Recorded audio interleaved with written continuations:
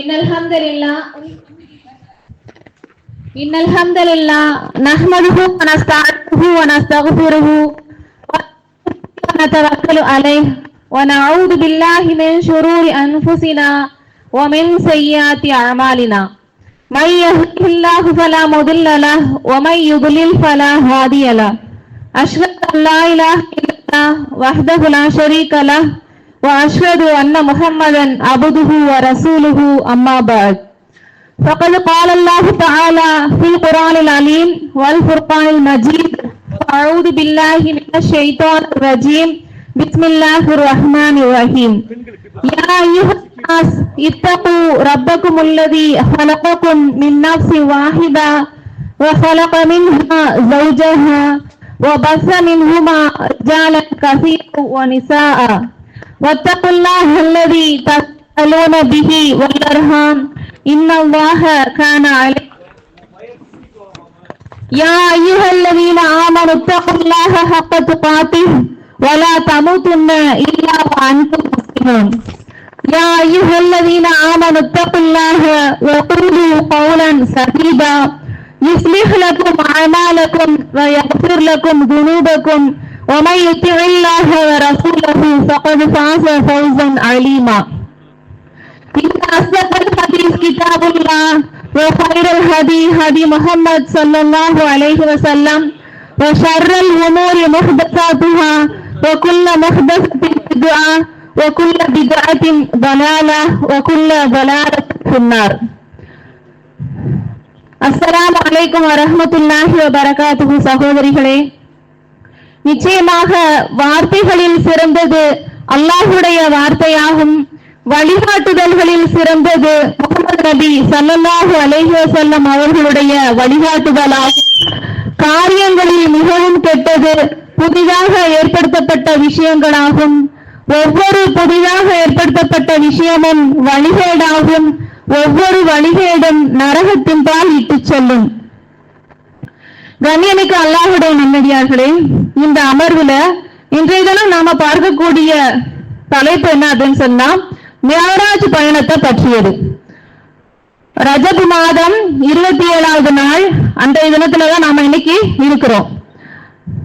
இந்த நாளில் மிஅராஜ் என்ற ஒரு சம்பவம் நடந்ததாகவும், அந்த நாளை சிறப்பிப்பதற்காக அனைவரும் நோன்பு நோக்கும்படியும் நம்முடைய சமுதாயத்துல ஒரு சட்டம் இருக்கிறது. அது மார்க்க அடிப்படையில சரியானது தானா அல்லது ஒரு வழிகேடான புதிதாக ஏற்படுத்தப்பட்ட விஷயமா அப்படிங்கறத பத்தியும், மிஅராஜ் சம்பவம் என்பது உண்மைதானா, அதிலிருந்து நாம் பெறக்கூடிய படிப்பினைகள் என்ன என்பதை பற்றியும் தான் இன்ஷா அல்லாஹ் இந்த அமர்வுல நாம பார்க்க இருக்கிறோம். கண்ணியமிக்க அல்லாஹ்வுடைய நல்லடியார்களே, இந்த ரஜபுடைய மாதம் இதை பற்றி அல்லாஹ் தஆலா தன்னுடைய திருமறை குர்ஆன்ல சொல்லி காட்டுறான். இன்ன இத்தத ஷுஹூர் இந்தல்லாஹி 12 ஷஹ்ரன் ஃபீ கிதாபில்லாஹ் யௌம ஹல்கஸ் ஸமாவாதி வல் அர்த். நிச்சயமாக அல்லாஹ் தஆலா இந்த வானங்கள் பூமி இதை படைத்த காலத்திலிருந்தே அல்லாஹ்வுடைய ஏட்டிலே மாதங்களுடைய எண்ணிக்கை 12 ஆகும் என்று அல்லாஹ் தஆலா சொல்லி காட்டுறான். ஒரு வருஷம் சொன்னா அதனுடைய மாதங்களுடைய எண்ணிக்கை 12 ஆகும் என்று சொல்லி காட்டுறான். மின்ஹா அர்பாத்தின் ஹுருமுன், அதில் 4 மாதங்கள் புனித மாதம் என்றும் அல்லாஹ் தஆலா சொல்லி காட்டுறான். அப்ப 4 மாதங்கள் புனித மாதங்கள் என்று சொன்னால் அந்த புனிதமான மாதங்கள் என்ன அப்படிங்கறத பற்றியும் அல்லாஹ்வுடைய தூதர் ஸல்லல்லாஹு அலைஹி வஸல்லம் அவர்கள் நமக்கு சொல்லி இருக்கிறாங்க. காலம் அதன் சுழற்சிக்கேற்ப சுழன்று கொண்டே இருக்கிறது. வானங்கள் பூமி படைக்கப்பட்ட காலத்திலிருந்தே மாதங்களுடைய எண்ணிக்கை 12 ஆகும். அதில் 4 மாதங்கள் புனிதமானது. அந்த மாதங்கள் என்ன தெரியுமா என்று நமக்கு அல்லாஹ்வுடைய தூதர் ஸல்லல்லாஹு அலைஹி வஸல்லம் அவர்கள் சொல்றாங்க. அதில் 3 மாதங்கள் தொடர்ந்து வரக்கூடியது. துல்காதா, துல்ஹஜ், முஹர்ரம். இது ஏன்னா வருடத்தினுடைய கடைசி மாசங்கள் என்ன? துல்காதா மற்றும் துல்ஹஜ். அதை தொடர்ந்து முதல் மாதம் என்ன? முஹர்ரம் மாதம். இந்த 3 மாதங்களும் தொடர்ந்து வரக்கூடிய மாதம். அதன் பிறகு ரஜபுடைய மாதம் என்று நபி ஸல்லல்லாஹு அலைஹி வஸல்லம் அவர்கள் சொல்றாங்க. ஆக புனித மாதங்கள் என்று சொல்லப்படக்கூடியவை இந்த 4 மாதங்கள் என்பதை நாம இந்த ஹதீஸின் மூலமாக தெரிந்து கொள்ளலாம். இந்த ஒரு புனித மாதத்துலதான் நாம அனைவரும் இப்போது இருக்கிறோம். ரஜப் என்று சொல்லக்கூடிய இந்த மாதத்துல அதனுடைய கடைசி பிறையான 27வது பிறையில இருக்கிறோம். இந்த பிறைக்கன்று என்ன சிறப்புகள் இருக்கிறது? இதை பற்றி நம்முடைய மார்க்கம் என்ன சொல்லி இருக்கிறது? மியராஜ் என்ற ஒரு சம்பவம் நடந்தது, அது இந்த மாதத்தில் தான், இந்த நாளில் தான் நடந்ததா என்பதை நாம தெரிந்து கொள்ளணும். வரலாற்று ஆய்வாளர்களுடைய மார்க்க கலை ஹதீஸ் கலை வல்லுநர்களுடைய தகவல்களின்படி இந்த மியராஜ் என்ற இந்த சம்பவம் இருக்கிறது, இது எப்போது நடந்தது என்பதை குறித்து பலவிதமான கருத்து வேறுபாடுகள் இருக்கிறது. இந்த பிறை 27 தான் இது நடந்துச்சு அப்படிங்கிறதுக்கான உறுதியான சகியான எந்த ஒரு ஹதீஸும் கிடையாது. ஆனா இது எப்ப நடந்திருக்கலாம் மியராஜுடைய சம்பவம் என்பதை பற்றி சொல்லப்படும் போது, ஹிஜ்ரத்துடைய ஆரம்ப கட்டத்தில், அதாவது நபி ஸல்லல்லாஹு அலைஹி வஸல்லம் அவர்கள் மக்காவிலிருந்து மதீனாவுக்கு ஹிஜ்ரத் செல்லக்கூடிய அந்த நேரத்தில் இது நடந்திருக்கலாம் என்று சொல்லப்படுகிறது. மக்காவில் நபி ஸல்லல்லாஹு அலைஹி வஸல்லம் அவர்கள் 13 வருஷங்கள் வாழ்ந்தாங்க. மதீனாவில நபி ஸல்லல்லாஹு அலைஹி வஸல்லம் அவர்கள் கிட்டத்தட்ட 10 வருடங்கள் வாழ்ந்தாங்க. மக்காவிலிருந்து மதீனாவுக்கு ஹிஜ்ரத் செல்லக்கூடிய அந்த கடைசி நேரத்துல தான் இந்த மியராஜ் சம்பவம் நிகழ்ந்திருக்கலாம் என்று வரலாற்று ஆய்வாளர்கள் கருத்து கூறியிருக்கிறாங்களே தவிர, கரெக்டாக இது ரஜப் மாதம் பிற 27 தான் நடந்தது என்பதற்கான சஹீஹான எந்த ஒரு ஹதீஸ்களுமே கிடையாது. சரி, இப்ப இந்த மியராஜ் சம்பவம் இது என்ன, இதிலிருந்து நாம பெறக்கூடிய படிப்பினை என்ன என்பதை பற்றி பார்ப்போம் இன்ஷா அல்லாஹ்.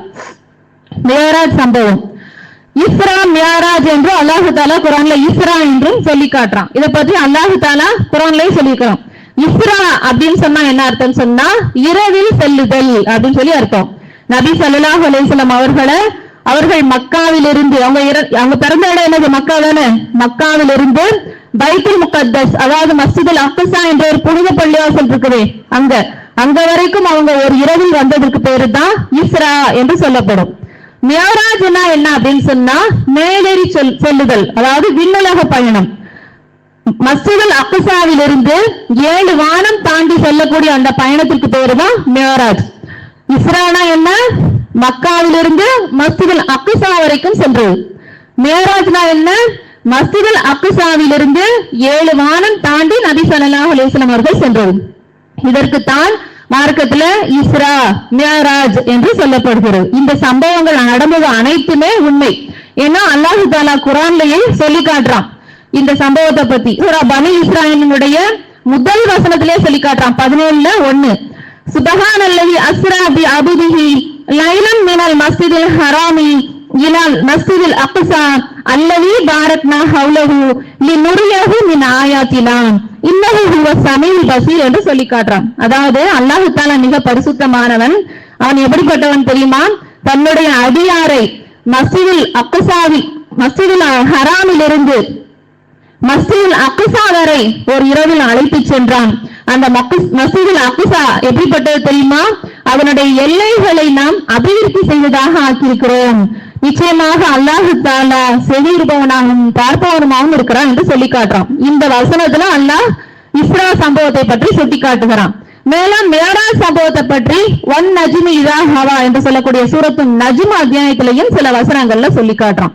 இப்ப இந்த சம்பவத்தை பத்தி பார்க்கலாம். நபி ஸல்லல்லாஹு அலைஹி வஸல்லம் அவர்கள் மக்காவுல இருந்தாங்க. வானவர்களுடைய தலைவர் ஜிப்ரீல் அலைஹிஸ்ஸலாம் அவர்கள் நபி ஸல்லல்லாஹு அலைஹி வஸல்லம் அவர்களிடத்துல வர்றாங்க. வந்து நபி ஸல்லல்லாஹு அலைஹி வஸல்லம் அவர்களை அழைத்து செல்றாங்க. புராக் என்ற ஒரு வாகனம், அந்த பர்க்குன்னு சொன்னா மின்னல்னு சொல்லுவாங்க. அதாவது மின்னல் வேகத்துல, மின்னல்ங்கிறது எப்படி இருக்கும்? கண் சுமட்டக்கூடிய நேரத்துல அதை விட ஸ்பீடா என்ன செஞ்சிடும், நிகழ்ந்து முடிஞ்சிடும். மின்னல் வேகத்துல செல்லக்கூடிய ஒரு வாகனம் புராக் என்று சொல்லக்கூடிய வாகனம். அந்த வாகனத்துலதான் ஜிப்ரீல் அலைஹிஸ்ஸலாம் அவர்கள் நபி ஸல்லல்லாஹு அலைஹி வஸல்லம் அவர்களை அழைத்து சென்றாங்க. அந்த புராக் வாகனம் எப்படிப்பட்டது தெரியுமா?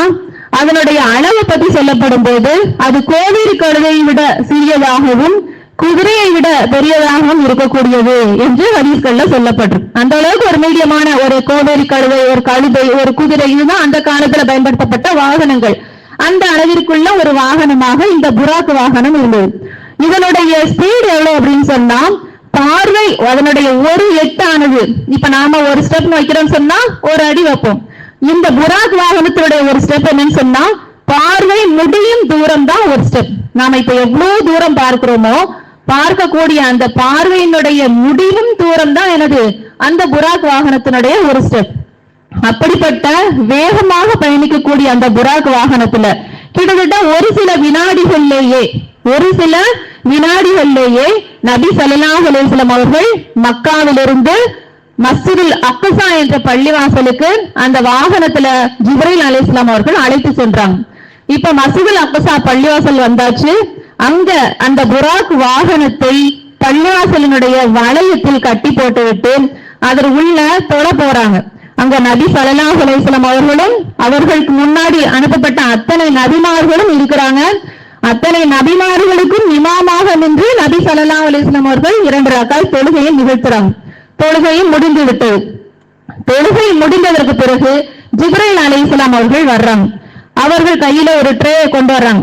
அந்த ட்ரேல ஒரு உணவு தட்டு, அந்த உணவு தட்டுல அவர்களுக்காக பால் உள்ள ஒரு கிண்ணமும் மது உள்ள ஒரு கிண்ணமும் 2 கிண்ணங்கள் கொண்டு வரப்பட்டு நபி ஸல்லல்லாஹு அலைஹி வஸல்லம் அவர்களிடத்துல ஜிப்ரீல் அலைஹிஸ்ஸலாம் அவர்கள் கொடுத்தாங்க. அப்போது ஜிப்ரீல் அலைஹிஸ்ஸலாம் அவர்கள் கொடுத்த உடனே நபி ஸல்லல்லாஹு அலைஹி வஸல்லம் அவர்கள் எதை எடுத்துக்கொண்டாங்க தெரியுமா? பாலை எடுத்துக்கொண்டாங்க. இப்ப பாலை எடுத்துக்கொண்ட உடனே ஜிப்ரீல் அலைஹிஸ்ஸலாம் அவர்கள் சொல்றாங்க, இஃப்தர்கல் ஃபித்ரா, நபியே நீங்க இயல்பானதையே தேர்ந்தெடுத்துக் கொண்டீர்கள். ஒருவேளை நீங்க மதுவை எடுத்திருந்தீங்கன்னா உங்களுடைய சமுதாயமே பாலடைஞ்சு போயிருந்திருக்கும் அப்படின்னு சொல்லி சொல்றாங்க. நபி ஸல்லல்லாஹு அலைஹி வஸல்லம் அவர்கள் என்ன செய்யல? மதுவை தேர்ந்தெடுக்கல, பாலை எடுத்து குடித்தாங்க. அதன் பிறகு அங்கிருந்து அவங்க கிளம்ப ஆரம்பிக்கிறாங்க. நபி ஸல்லல்லாஹு அலைஹி வஸல்லம் அவர்களும் ஜிப்ரீல் அலைஹிஸ்ஸலாம் அவர்களும் வானுலகத்துக்கு நோக்கி கிளம்ப ஆரம்பிக்கிறாங்க. இதற்கு முன்னாடி நபி ஸல்லல்லாஹு அலைஹி வஸல்லம் அவர்களுக்கு ஹதீஸ்ல சொல்லப்பட்டிருக்கு, அவர்களுக்கு ஒரு இருதயத்துல ஒரு மாற்றத்தையும் ஜிப்ரீல் அலைஹிஸ்ஸலாம் அவர்கள் செய்யறாங்க. என்ன அப்படின்னு சொன்னா, நபி ஸல்லல்லாஹு அலைஹி வஸல்லம் இதயத்தை, நெஞ்சத்தை பிளக்குறாங்க. நெஞ்சத்தை பிளந்து அங்க இருக்கக்கூடிய அவர்கள் கொண்டு வந்திருந்த சொர்க்கத்தினுடைய ஒரு தட்டுல ஈமான் இதெல்லாம் கொண்டு வரப்பட்டு நபி ஸல்லல்லாஹு அலைஹி வஸல்லம் இதயம் பிளக்கப்பட்டு இதயம் கழுவப்பட்டு அவருடைய உள்ளம் ஈமானால் நிரப்பப்படுகிறது. எதனால? ஈமானால் நிரப்பப்பட்டு மீண்டும் அவருடைய இதயமானது அவருடைய நெஞ்சுக்குள் வைத்து தைக்கப்படுகிறது.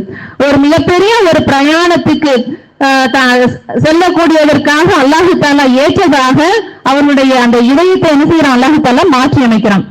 அதன் பிறகு அவருடைய பயணம் தொடர்கிறது. இப்ப நபி ஸல்லல்லாஹு அலைஹி வஸல்லம் அவர்களும் ஜிப்ரீல் அலைஹிஸ்ஸலாம் அவர்களும் வானுலகத்தை நோக்கி மிஅராஜ், மேலேறி செல்லுதல் என்ற அந்த பயணத்துக்கு செல்றாங்க. கிளம்பி வந்துட்டாங்க, முதல் வானத்துக்கு வந்துட்டாங்க. இப்ப முதல் வானம் எப்படி இருக்கிறது அப்படின்னு சொன்னா, வானத்தினுடைய அந்த கதவுக்கு வெளியே நிக்கிறாங்க. இப்ப நாம பார்க்கிற மாதிரி வானம் இருக்காது, நம்மளுடைய பார்வைக்கு தெரிந்த அளவு நாம பார்க்கிறோம். ஆனா வானத்தை பற்றி சொல்லப்படக்கூடிய ஹதீஸ்கள்ல, குர்ஆன் வசனங்கள்லயும் சரி, வானத்தின் அருள் வாசல்கள் என்று நிறைய இடங்கள்ல நாம வாசி பார்த்திருப்போம். ஏன்னா வானத்தில் நிறைய வாசல்கள் இருக்கிறது. அந்த வாசல்கள் பத்தி வேற ஒரு ஹதீஸ்கள் எல்லாம் கூட இருக்கிறது. ஒரு முறை நபி ஸல்லல்லாஹு அலைஹி வஸல்லம் அவர்கள் ஜிப்ரீல் அலைஹிஸ்ஸலாம் அவர்கள் உட்கார்ந்துட்டு இருக்கும் போது ஜிப்ரீல் அலைஹிஸ்ஸலாம் அவர்கள் சொல்றாங்க, ஒரு வானத்தில் திடீரென்று ஒரு சத்தம் கேட்குது. அப்ப ஜிப்ரீல் அலைஹிஸ்ஸலாம் அவர்கள் சொல்றாங்க, நபியே இதுவரைக்கும் வானத்தில் திறக்கப்படாத ஒரு கதவு இப்போதுதான் திறக்கப்பட்டிருக்கிறது. இதுவரைக்கும் பூமிக்கு வராத ஒரு மலக்கு இப்போது அந்த வாசலின் வழியாக வந்திருக்கிறார், வந்து உங்களுக்கு ஒரு நற்செய்தி சொல்கிறார் என்றெல்லாம் ஹதீஸ்கள்லாம் சொல்லப்படும். அப்படின்னா என்ன புரியுது? வானத்தில் நிறைய வாசல்கள் இருக்கிறது, அதிலிருந்து பூமிக்கு வராத மலக்குகளும் நிறைய இருக்கிறாங்க அப்படிங்கறத தெரிஞ்சுக்கலாம்.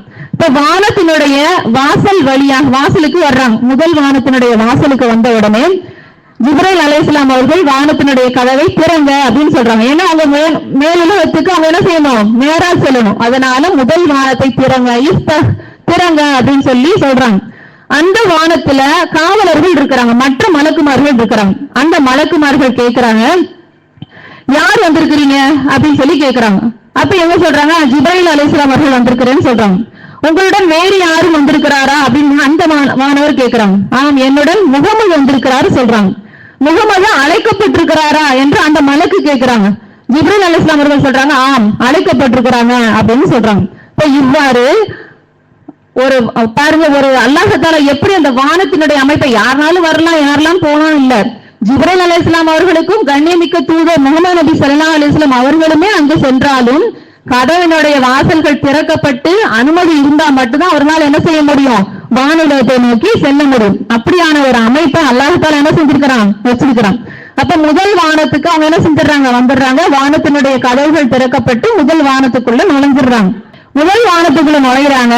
அங்க நபி ஸல்லல்லாஹு அலைஹி வஸல்லம் அவர்கள் நபி ஆதம் அலைஹிஸ்ஸலாம் அவர்களை பார்க்கிறாங்க. நபி ஆதம் அலைஹிஸ்ஸலாம் அவர்களை பார்க்கிறாங்க. ஆதம் அலைஹிஸ்ஸலாம் அவர்கள் நபி ஸல்லல்லாஹு அலைஹி வஸல்லம் அவர்களை வரவேற்கிறாங்க. எப்படி வரவேற்கிறாங்க தெரியுமா? முதல்ல அஸ்ஸலாமு அலைக்கும் சொல்லி சலாம் சொல்லி வரவேற்கிறாங்க. வரவேற்றுட்டு நல்ல நபியே வருக, நல்ல மகனே வருக என்று நபி ஸல்லல்லாஹு அலைஹி வஸல்லம் அவர்களை வரவேற்கிறாங்க. வரவேற்றதற்கு பிறகு உள்ள வந்துட்டாங்க. பார்க்கிறாங்க நபி ஆதம் அலைஹிஸ்ஸலாம் அவருடைய வலது பக்கம் சில சமூகங்கள் இருக்கிறாங்க. ஆதம் அலைஹிஸ்ஸலாம் அவருடைய இடது பக்கம் சில சமூகங்கள் இருக்கிறாங்க. வலது பக்கம் உள்ள ஆட்களை எல்லாம் பார்க்கும் போது ஆதம் அலைஹிஸ்ஸலாம் அவர்கள் புன்னகை செய்கிறாங்க. இடது பக்கம் உள்ள ஆட்களை எல்லாம் பார்க்கிறப்ப ஆதம் அலைஹிஸ்ஸலாம் அவர்கள் அழுகுறாங்க. அப்ப இது ஏன் இவ்வாறு சிரிக்கிறாங்க அழுகுறாங்க அப்படின்னு சொல்லி நபி ஸல்லல்லாஹு அலைஹி வஸல்லம் அவர்கள் ஜிப்ரீல் அலைஹிஸ்ஸலாம் அவர்களிடத்துல கேட்கும் போது ஜிப்ரீல் அலைஹிஸ்ஸலாம் அவர்கள் விளக்கம் சொல்றாங்க. ஆதம் அலைஹிஸ்ஸலாம் அவருடைய வலது பக்கத்துல இருக்கக்கூடியவங்க எல்லாம் சொர்க்கவாசிகள், அதனால ஆதம் நபி சிரிக்கிறாங்க.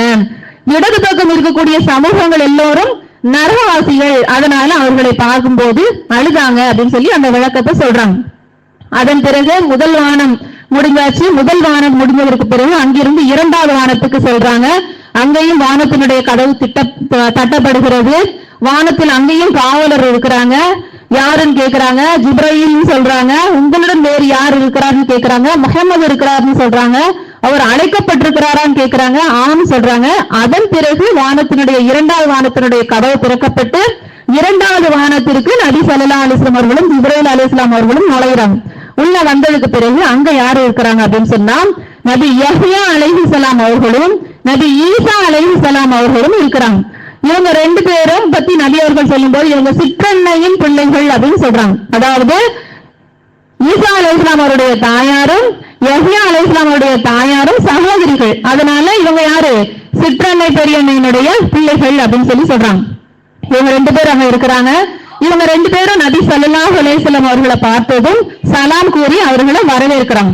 வரவேற்றதற்கு பிறகு அவர்களை அழைக்கிறாங்க. நல்ல நபியே வருக, நல்ல சகோதரரே வருக என்று சொல்லி வரவேற்கிறாங்க. ஆதம் நபி எப்படி வரவேற்றாங்க? நல்ல மகனே வருக, நல்ல நபியே வருகன்னு சொன்னாங்க. இவங்க யஹ்யா அலைஹிஸ்ஸலாம் அவர்களும் ஈசா அலைஹிஸ்ஸலாம் அவர்களும் என்ன சொல்றாங்க?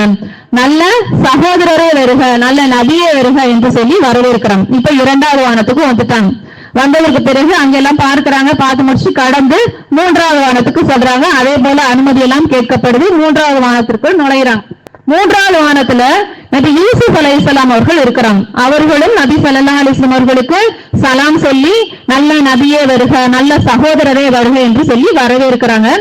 யூசுப் அலைஹிஸ்ஸலாம் அவர்களை பற்றி ரசூலுல்லாஹ் விளக்குறாங்க. யூசுப் அலைஹிஸ்ஸலாம் அவர்கள் இருக்கிறாங்களே, அவங்க அழகுன அழகு, அப்படி ஒரு அழகான ஒரு மனிதராக இருந்தாங்க என்று சொல்லி விளக்குறாங்க. அப்படி ஒரு அழகுமிக்க ஒரு நபியாக யூசுப் அலைஹிஸ்ஸலாம் அவர்களை ரசூலுல்லாஹ் என்ன செஞ்சிருக்கிறாங்க? மியராஜ் பயணத்துல பார்த்திருக்கிறாங்க.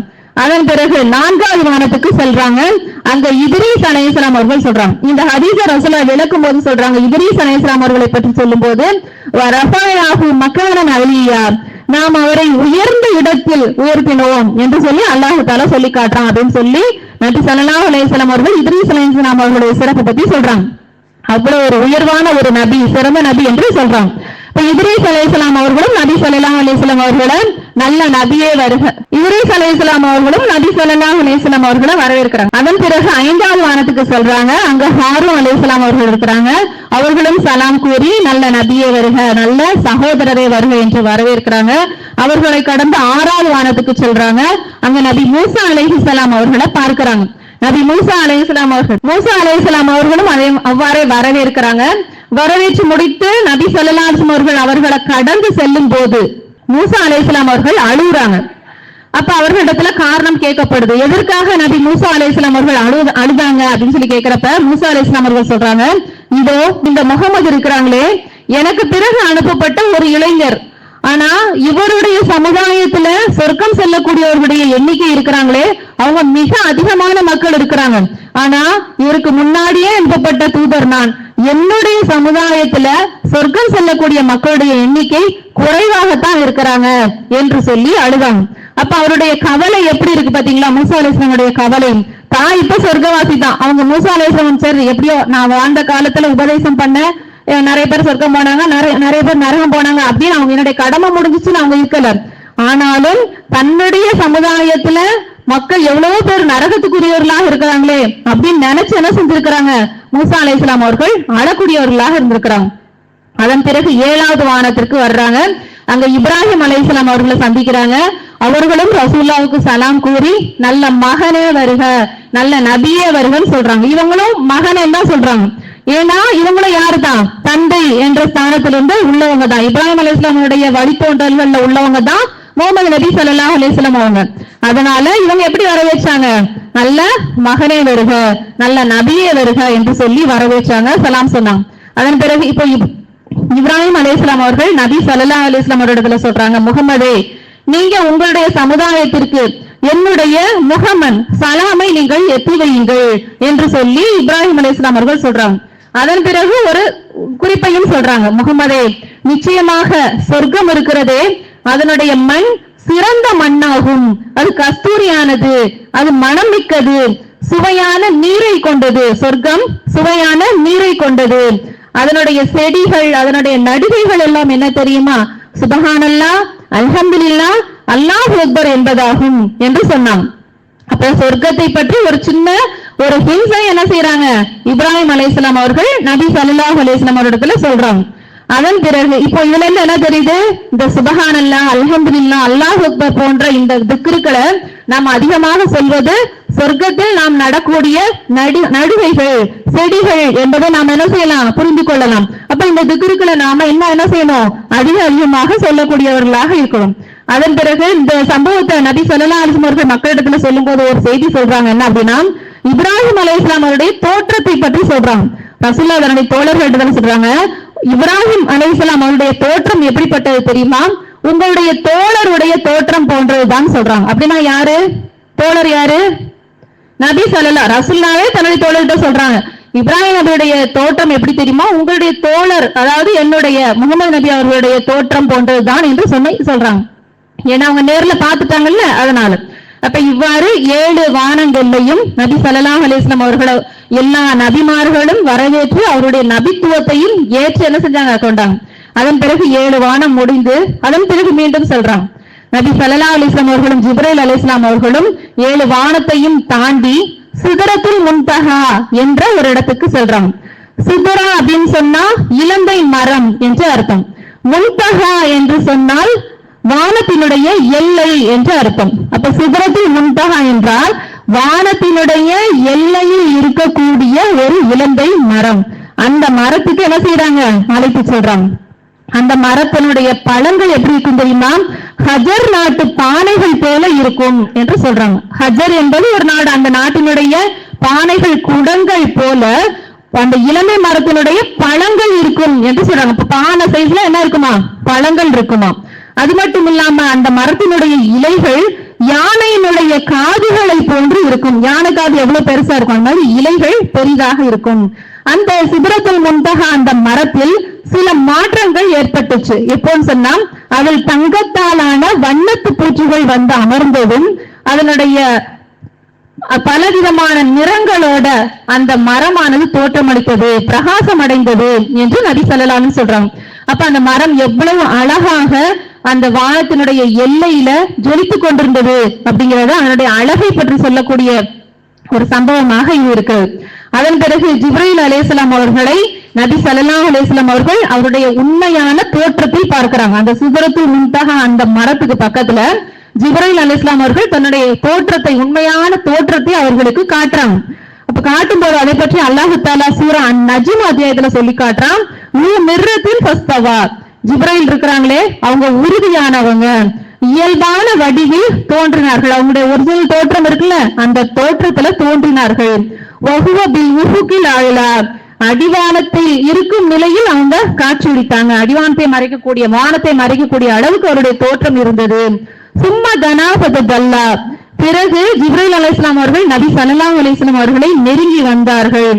ஃபகான காப கௌசைனி அவ் அத்னா, வளைந்த வில்லினுடைய 2 பகுதிகள் போல அல்லது அதைவிட நெருக்கமாக நபி ஸல்லல்லாஹு அலைஹி வஸல்லம் அவர்களிடம் ஜிப்ரீல் அலைஹிஸ்ஸலாம் அவர்கள் நெருங்கி வந்தாங்கன்னு சொல்றாங்க. இப்ப வில் இருக்கும்ல, வளைந்த வில், நான் அதனுடைய 2 ஓரங்களும் எப்படி இருக்கும்? நெருங்கி இருக்கும். அந்த அளவுக்கு கிட்ட நெருக்கமாக ஜிப்ரீல் அலைஹிஸ்ஸலாம் அவர்களை நபி ஸல்லல்லாஹு அலைஹி வஸல்லம் அவர்கள் அவங்களுடைய ஒரிஜினல் தோற்றத்துல பார்த்தாங்க. அவருடைய உண்மையான தோற்றம் எப்படிப்பட்டது? அவர்களுக்கு எத்தனை இறக்கைகள் இருக்கும்? 600 இறக்கைகள் உடையவர்களாக ஜிப்ரீல் அலைஹிஸ்ஸலாம் அவர்கள் இருந்தாங்க. அந்த தோற்றத்தை தான் நபி ஸல்லல்லாஹு அலைஹி வஸல்லம் அவர்கள் அந்த சிதறத்துல் முன்தஹா என்ற அந்த மரத்தின் அருகில் பார்த்தாங்க. அதன் பிறகு நபி ஸல்லல்லாஹு அலைஹி வஸல்லம் அவர்கள் பைத்துல் மஅமூர் என்ற பள்ளிவாசலுக்கு செல்றாங்க. அந்த பள்ளிவாசல் எப்படிப்பட்டது தெரியுமா? அங்கு ஒவ்வொரு நாளும் 70,000 மலக்குமார்கள் தொழுவாங்க. அந்த பைத்துல் மஅமூர் மலக்குகள் மட்டும் தொழக்கூடிய அந்த பள்ளிவாசலுடைய சிறப்பு என்னன்னா, ஒரு நாள் நுழையக்கூடிய அந்த மலக்குமார்கள் மீண்டும் அவர்கள் மறுமை வரை நுழைவது கிடையாதுன்னு சொல்றாங்க.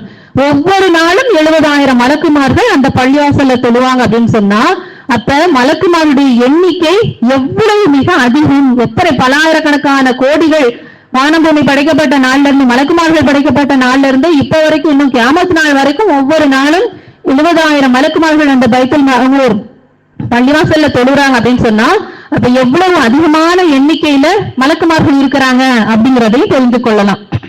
அதன் பிறகு நபி ஸல்லல்லாஹு அலைஹி வஸல்லம் அவர்களுக்கு சொர்க்கம் எடுத்து காட்டப்படுது. சொர்க்கத்துக்குள்ள நுழைறாங்க. சொர்க்கத்தினுடைய மணல் கஸ்தூரியாக இருக்கிறது. சொர்க்கத்தில் முத்தாலான வளையங்கள் பார்க்கிறாங்க. அது போல நரகமும் நபி ஸல்லல்லாஹு அலைஹி வஸல்லம் அவர்கள் அதுக்குள்ளேயே ரசூலுல்லாஹ் போறாங்க. அங்க விபச்சாரம் செய்யக்கூடியவர்களுடைய தண்டனை அவர்களுக்கு காட்டப்படுது. அனாதைகளுடைய சொத்துக்களை அபகரித்து சாப்பிட்டவர்களுடைய தண்டனை காட்டப்படுகிறது. வேறொரு ஆணுக்கு குழந்தை பெற்றுக்கொண்டு தன்னுடைய கணவனுக்கு பிறந்தது என்று பொய் சொல்லக்கூடிய பெண்களுடைய தண்டனை அவர்களுக்கு காட்டப்படுகிறது. இவ்வாறு நரகத்தை பற்றியும் அவர்கள் என்ன செய்யறாங்க, அங்கு பார்க்கிறாங்க.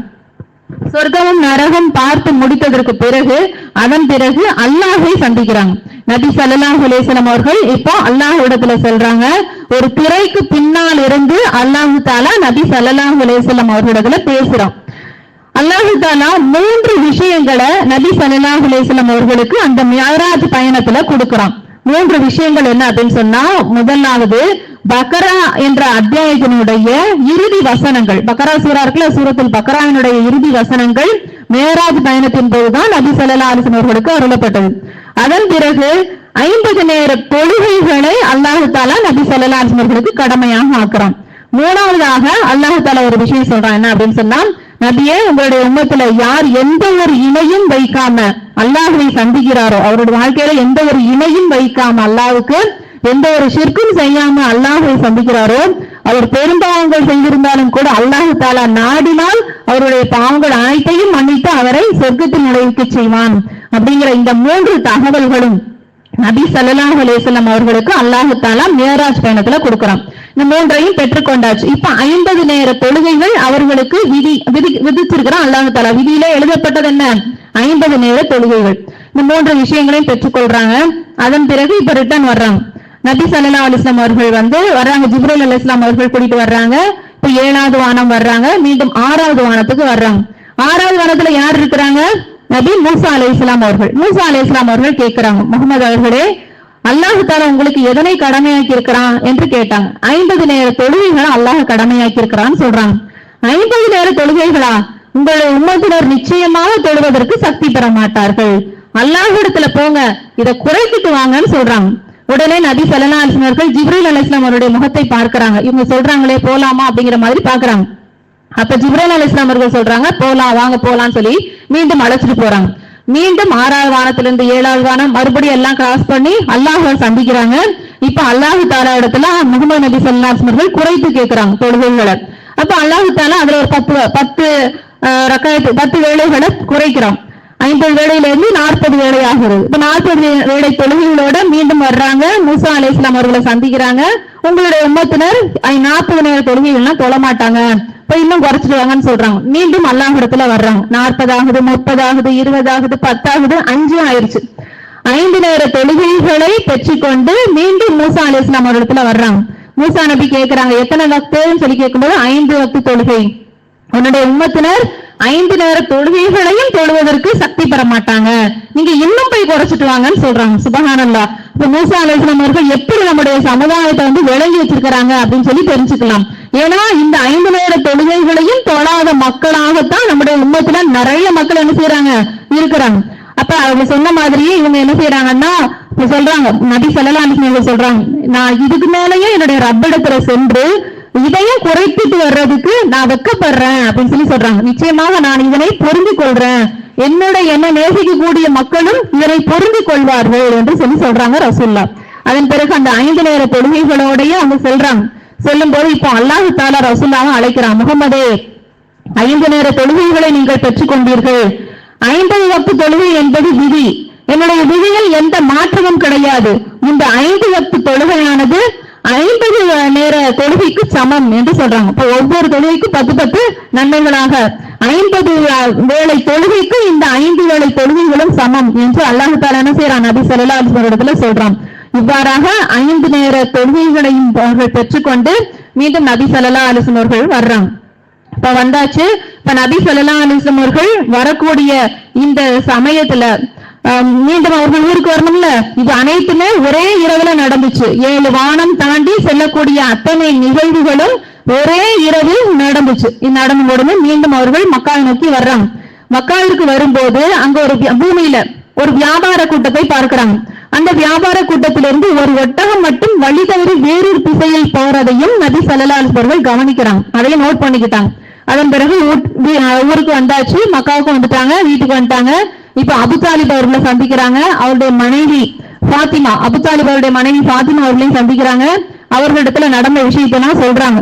சொல்லிட்டு இதை நான் மக்களிடத்துல சொல்ல போறேன்னு சொல்றாங்க. ஒரு இரவில் நடந்த இவ்வளவு பெரிய ஒரு அதிசயமான நிகழ்வை நான் சொல்ல போறேன் அப்படின்னு சொல்றாங்க. அப்ப அபு தாலிப் அவருடைய மனைவி ஃபாத்திமா சொல்றாங்க, இதை நீங்க சொல்லதான் செய்யணுமா? கண்டிப்பா மக்கள் உங்களை கேள்வி செய்வாங்களே, இது எப்படி சாத்தியம் நினைச்சு பேசுவாங்களே, கண்டிப்பா நீங்க சொல்லணுமா அப்படின்னு சொல்லி கேட்கிறாங்க. ஆனாலும் அவர்கள் சொல்லணுமே, அவங்க அல்லாஹ்வுடைய தூதர்ல அவங்க என்ன செய்யறாங்க, சொல்றதுக்காக வெளியில வர்றாங்க. காலை நேரத்துல நபி ஸல்லல்லாஹு அலைஹி வஸல்லம் வெளியில வர்றாங்க. இப்ப அபூ ஜஹல் நபி ஸல்லல்லாஹு அலைஹி வஸல்லம் அவர்களை பார்க்கிறான். முகமதே, உம்மிடத்தில் ஏதேனும் செய்தி இருக்கிறதா என்று சொல்லி கேட்கிறான். கேட்கும்போது ஆம், செய்தி இருக்கிறது என்று சொல்லி அந்த ஒரு இரவில் நடந்த அந்த இஸ்ரா மற்றும் மியாராஜ் 2 சம்பவங்களையும் நபி ஸல்லல்லாஹு அலைஹி வஸல்லம் அவர்கள் அபூ ஜஹல் இடத்துல சொல்றாங்க. அபூ ஜஹல் அப்படி உறைந்து நிற்கிறான். அவனுக்கு ரொம்ப மனசுக்குள்ள கேலியாகவும் கிண்டலாகவும் இருக்கிறது. இப்படி ஒரு செய்தி வசமா நமக்கு மாட்டிக்கிச்சு அப்படின்னு சொல்லி அவன் நினைக்கிறான். நினைச்சிட்டு உடனே அவன் மறுக்கவும் இல்லை. முகமதே, நான் என்னுடைய குறைஷி கூட்டம் அத்தனை பேரையும் அழைத்துட்டு வர்றேன், நீங்க சொன்ன செய்தியை மறுபடியும் சொல்லுவீங்களா அப்படி சொல்லி கேட்கிறான். அவ்வாறே அவங்களும் ரசூலா ஆம் சொல்றாங்க. இப்ப குறைஷி அந்த மக்கள்கிட்ட இருப்பாங்கல்ல, எல்லாரையும் கூப்பிட்டுட்டு இப்ப நபி ஸல்லல்லாஹு அலைஹி வஸல்லம் மீண்டும் அவர்கள் அத்தனை செய்திகளை இஸ்ரா மற்றும் மேராஜ் செய்திகளை சொல்றாங்க. சொன்ன உடனே எல்லாரும் ஏளனங்களும் பேச்சுக்களும் கேலிகளும் அங்க நடக்கிறது. அது எப்படி ஒரு இரவுல 7 வானம் தாண்டி அப்புறம் அங்க மஸ்ஜிதுல் அக்ஸாலாம் இவர் போயிட்டு வந்துட்டாராம் அப்படின்னு சொல்லி கேலியாவும் கிண்டலாவும் விழுந்து என்ன சிரிக்கிறாங்க. அதன் பிறகு ஒரு சில மக்கள் பேசுறாங்க, நீங்க மஸ்ஜிதுல் அக்ஸா போயிருக்கீங்கல்ல, போனதா சொல்றீங்களா, அதனுடைய அடையாளங்களை காட்டுங்க பார்க்கலாம், அது எப்படி இருக்கும் கொஞ்சம் விலைக்கு சொல்லுங்களேன் பார்க்கலாம் அப்படின்னு சொல்றாங்க. உடனே நபி ஸல்லல்லாஹு அலைஹி வஸல்லம் அவர்கள் மஸ்ஜிதுல் அக்ஸா பள்ளியாசல் போயிட்டு வந்திருக்கிறாங்கல்ல, அதை பத்தி கொஞ்சம் சொல்றாங்க. சொன்னாலும் அவர்களும் கொஞ்சம் தடுமாறுறாங்க. உடனே அல்லாஹ் தஆலா அவர்களுக்கு வஹியாக அவருடைய முன்னாடியே காட்டுறான். அந்த ஸ்கிரீனை ஓபன் பண்ணி அல்லாஹ் தஆலா விஷுவலாவே நபி ஸல்லல்லாஹு அலைஹி வஸல்லம் அவர்களுக்கு அவருடைய கண் முன் காட்டுறான் மஸ்ஜிதுல் அக்ஸாவினுடைய அந்த தோற்றங்களை. அதை பார்த்து ரசூலா ஒவ்வொரு விஷயமாக விளக்கி தன்னிடத்தில் கேட்ட அந்த குறைஷி மக்களுக்கு சொன்னாங்க. சொல்லும் போது அப்போது அந்த நிறைய மக்கள் இவர் உண்மையே தான் சொல்றாரு அப்படின்னு சொல்லி நிறைய மக்கள் ஏற்றுக்கொண்டாங்க. நிறைய மக்கள் இது முகமதுடைய சூனியம் என்று சொல்லி நிராகரிச்சாங்க. அவ்வாறு அந்த குறைஷி கூட்டத்தின நம்பாத மக்கள் இடத்துல சொல்றாங்க, ஒரு ஒட்டகம் தொலைந்து போயிருக்குது, அந்த ஒட்டகம் இந்த இடத்துல இருந்துச்சு, நான் பார்த்தேன், அதை நீங்க என்ன செய்யலாம், கண்டுகொள்ளலாம் சொல்றாங்க. இந்த மாதிரி சில அடையாளங்களையும் சொல்லியும் நபி ஸல்லல்லாஹு அலைஹி வஸல்லம் நான் சென்று வந்த அந்த விஷயம் உண்மைதான் என்பதை மக்களுக்கு ப்ரூவ் பண்ணாங்க. ஆனாலும் சிலர் ஏற்றுக்கொண்டாங்க, நிறைய மக்கள் நிராகரிக்க தான் செஞ்சாங்க. அதன் பிறகு நபி ஸல்லல்லாஹு அலைஹி வஸல்லம் இந்த செய்தியை தன்னுடைய உற்ற நெருங்கிய தோழர் அபூபக்கர் சித்திக் ரலியல்லாஹு அன்ஹு அவர்களிடத்துல சொல்றாங்க. அபூபக்கர் ரலியல்லாஹு அன்ஹு அவர்கள் உடனே அதனை ஏற்றுக்கொள்றாங்க. ஆம் முஹம்மதே, அல்லாஹ்வுடைய தூதரே, நீங்க சொன்ன செய்தி உண்மைதான் என்று நான் நம்பிக்கை கொள்கிறேன் என்று சொல்லி சொல்றாங்க. அதனாலதான் அபூபக்கர் ரலியல்லாஹு அன்ஹு அவர்களுக்கு சித்திக், உண்மையாளர் என்ற ஒரு சிறப்பு பெயரும் கிடைச்சது. சகோதரிகளே, இதுதான் அல்லாஹ் தஆலா நபி ஸல்லல்லாஹு அலைஹி வஸல்லம் அவர்களுக்கு சொல்லி காட்டிய அந்த இஸ்ரா மற்றும் மியாராஜ் சம்பவம், மேலேறி செல்லுதல், விண்ணுலகத்துக்கு செல்லக்கூடிய அந்த சம்பவம். இந்த சம்பவம் முழுக்க முழுக்க உண்மையானது. இதனை நாம் முழுமையாக ஏற்றுக்கொள்ளணும். அதுதான் நமக்கு ஒரு சிறந்த ஒரு மோமின்களாக நாம் இருப்பதற்கு அடையாளம். ஏற்றுக்கொண்டோம், அல்ஹம்துலில்லாஹ். ஆனா இந்த சம்பவத்துல அல்லாஹ் தஆலா அதனுடைய சிறப்பை பற்றி சொல்லும் போது, என்னுடைய அடியாரை நான் அழைத்து சென்றேன், அது நான் என்னுடைய அத்தாட்சிகளை காண்பிப்பதற்காக என்று சொல்லி காட்டுறான். ஆயாத்தினாம், நம்முடைய அத்தாட்சிகளை நம்முடைய தூதர் பார்க்கணும். ஏன்னா எவ்வளவு பிரம்மாண்டத்தை அல்லாஹ் காட்டியிருக்கிறான். இதெல்லாம் அல்லாஹ்வுடைய அத்தாட்சி தானே. இந்த அத்தாட்சியை தன்னுடைய தூதருக்கு காட்டுவதற்காக நான் அழைத்து சென்றேன் என்று சொல்லி அல்லாஹ் தாலா சொல்லி காட்டுறான். அப்ப அல்லாஹ்வுடைய தூதர் ஸல்லல்லாஹு அலைஹி வஸல்லம் அவர்கள் எவ்வளவு கண்ணியம் நிறைந்தவர்களாக இருந்தால் இப்படிப்பட்ட ஒரு சிறப்பு அல்லாஹ் தாலா அவர்களுக்கு கொடுத்திருப்பான்.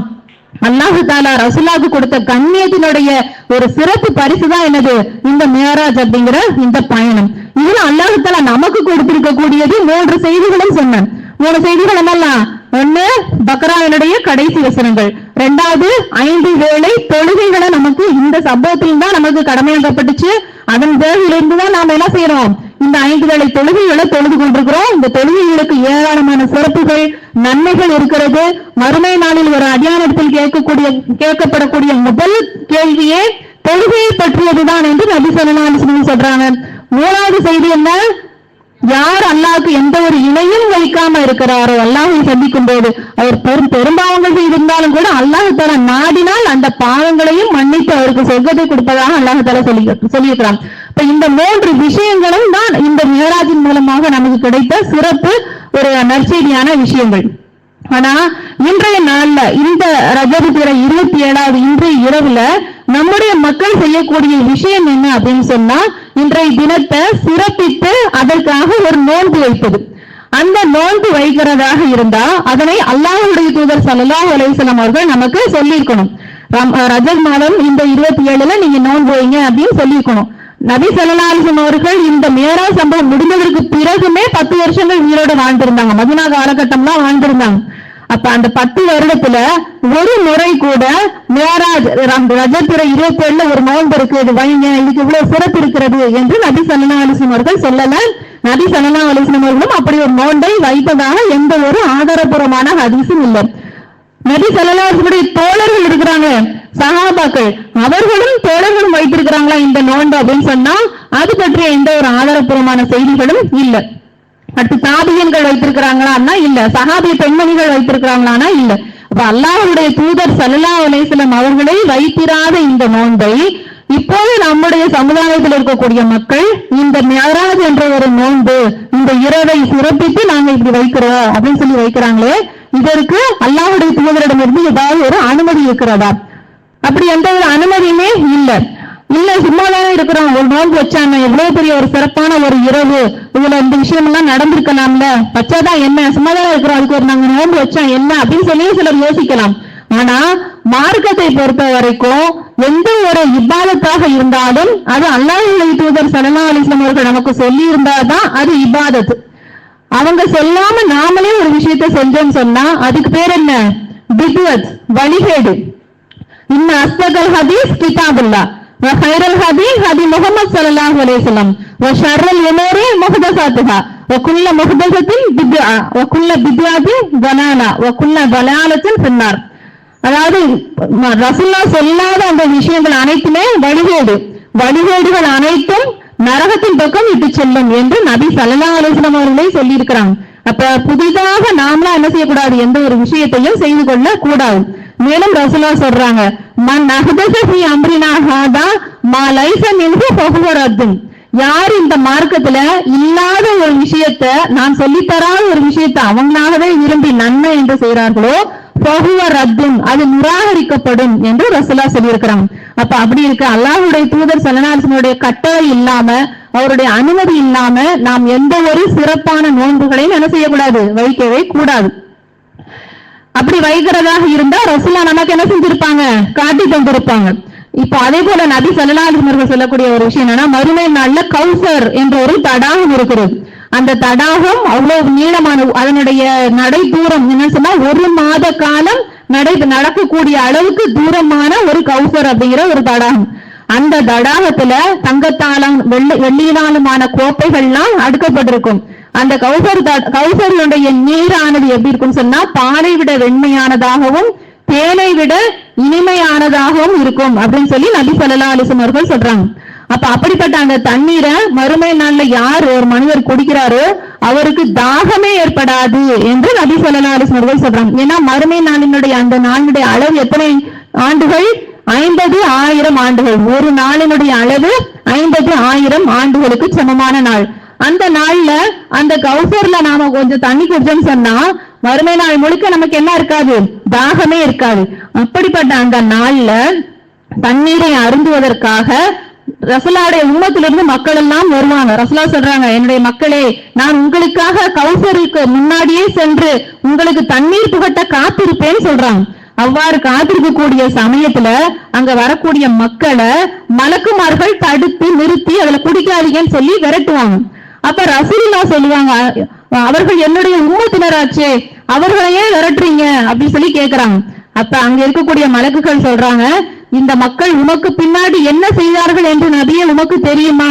நீங்க சொல்லி தராத விஷயங்கள் எல்லாம், அதாவது புதுமையான விதத்தான விஷயங்கள் எல்லாம் இவர்கள் செய்தவர்கள் என்று சொல்லி மலக்குமார்கள் சொல்றாங்க. பாருங்க சகோதரிகளே, மார்க்கத்துல எந்த ஒரு செயலாக இருந்தாலும் நபி ஸல்லல்லாஹு அலைஹி வஸல்லம் அவர்கள் நமக்கு கற்று தந்திருந்தாங்கன்னா கண்டிப்பாக நாம் அதனை செய்ய வேண்டும். செஞ்சாதான் நமக்கு என்ன கிடைக்கும், கூலி கிடைக்கும்.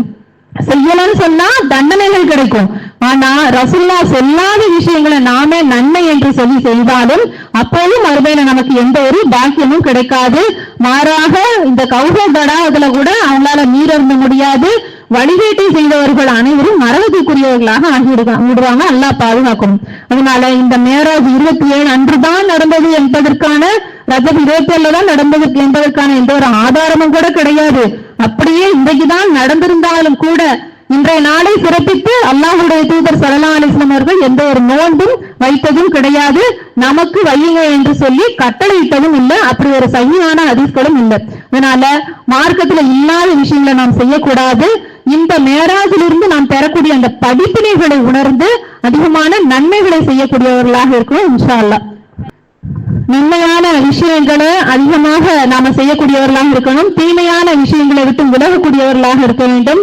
சொர்க்கத்தில் உயர்ந்த சொர்க்கமாகிய ஜன்னத்துல் ஃபிர்தௌஸை அடைய அல்லாஹ் தஆலா நம் அனைவருக்கும் அருள் புரிவானாக என்று பிரார்த்தித்த வண்ணம் எனது இந்த உரையை நிறைவு செய்கிறேன். வஆகிரு தாவானா அல்ஹம்துலில்லாஹி ரப்பில் ஆலமீன்.